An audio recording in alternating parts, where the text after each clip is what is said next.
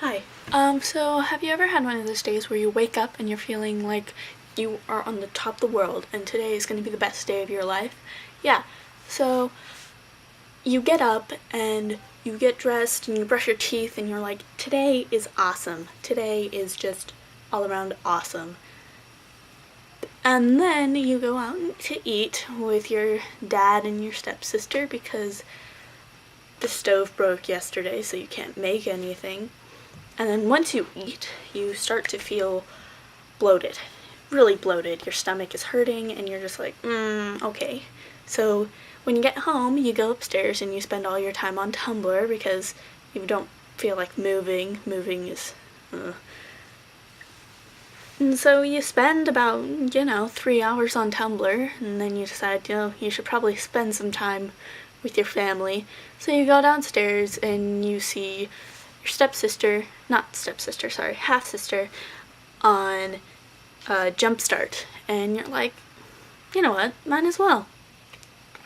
So you go and you help her on Jumpstart and you play games with her and, you're feeling good again. You've been playing broom ball, which is like, knockoff Quidditch, and you're playing a derby game where you collect tikis.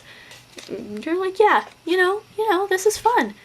And then your mom comes to pick you up and you're like, yeah, you know what, today it can still be salvaged because I am really boss at that derby game. So you're greeting your grandma in the car and your mom decides that that's a good time to tell you that you shouldn't spend as much time up in your room because the next week could possibly be the last week that you ever spend with your grandma. And, you feel like crying because the death of your grandma isn't exactly the happiest thing that could happen to you. And then she also talks to you about how your grandpa is going to be having tests on a tumor in his heart soon. And at this point, you just kind of want to die. And you want to scream at her, really. So you decide to shut your trap because you don't want to yell at her, but if you talk to her, you'll probably end up doing so.